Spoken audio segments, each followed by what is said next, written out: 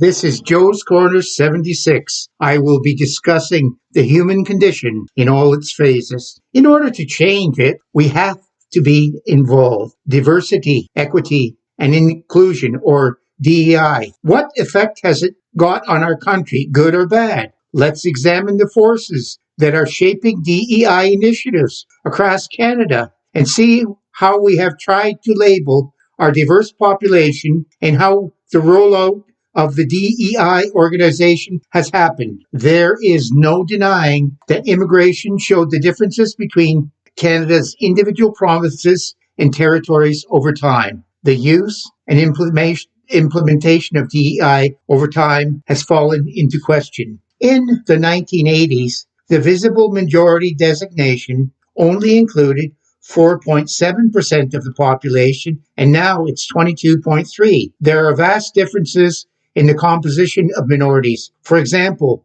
47% of Vancouver has a visible minority, but only with 1.2% Black. In Toronto, 51.5% coded as a visible minority, with Black residents composing 5% of the population. Could the statistics indicate that in some areas where the visible minority are a majority, could they not use this as a political influence? The linguistic diversity has exploded. Many cities have areas where a dominant minority language is spoken. Are we doing enough to promote the use of our two major languages? How are DEI initiatives being applied? The Royal Bank of Canada has a DEI focus on employee resource groups, scholarship programs, community and outreach programs, internships, and other policies implemented to support the underrepresented minority communities. Enbridge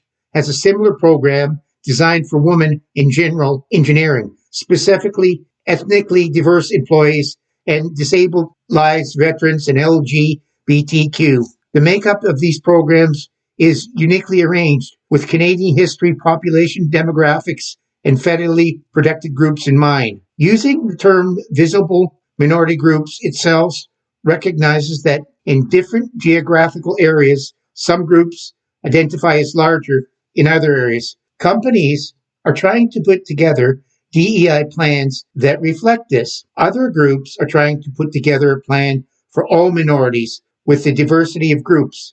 Indigenous people, women, visible minorities, people with disabilities, and LGBTQ groups. Can we really cover all these people this way? Would it not be better if organizations did not rely on the visible majority demographics, but instead try to develop plans that will reflect the needs of their employees everywhere? Do we need compliance-based thinking to get DEI to work? The DEI programs were designed to ensure that fair treatment and opportunity for all employees of race, creed, or color, or gender was available. I would think all Canadians would support this. Human rights and legal legislation protect against hate crimes if they are fairly and vigorously enforced. I don't favor legislated DEI legislation, nor do I support the government using DEI in their recruiting practices which promote preferences of a minority over a qualified candidate because of their race. This is reverse discrimination and racism. Every day, corporations jump on the bandwagon to cater to supposed representatives of the race or group which they really don't represent the majority of these groups. Do we see drawbacks to DEI? Do we really believe that diversity, equity, and inclusion are really working today? Are we not hearing that certain groups have white privileges?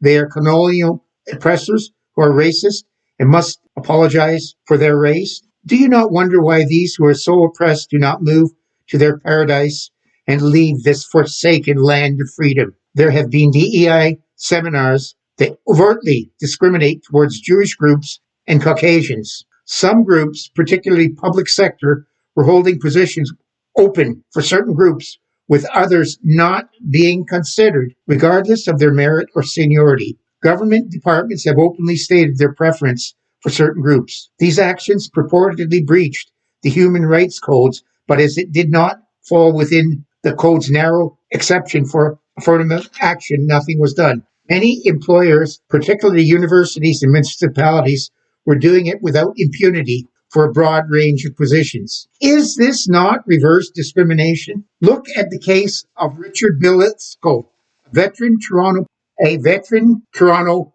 principal and a progressive gay man who showed up in front of his co-workers by an anti-racist trainer, Kiki Ojo Thomas. He called him a racist because he questioned whether Canada really was more racist than the US. He couldn't take the pressure and committed suicide. This so-called anti-racist trainer was given $81,000 by the Toronto District School Board based on a sole source contract, despite the school board's policy against sole source contracts. The federal government, through the Heritage Department, gave Laith Maru a $133,800 grant to build an anti-racist strategy. He himself was a racist and didn't hide it. The government did not do due diligence to check him out. I supported the idea of DEI originally as it was intended, not with all that has gone wrong, with most of the so-called consultants who teach anti-racism,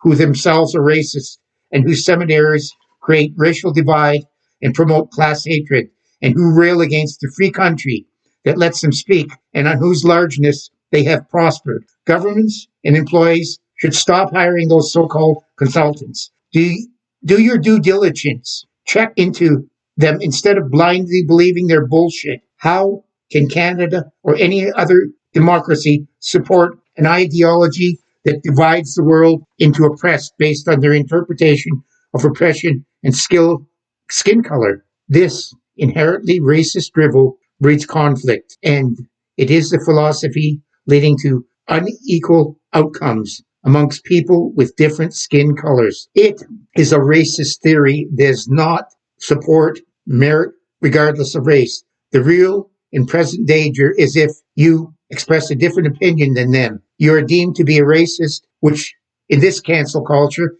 is the vocational kiss of death.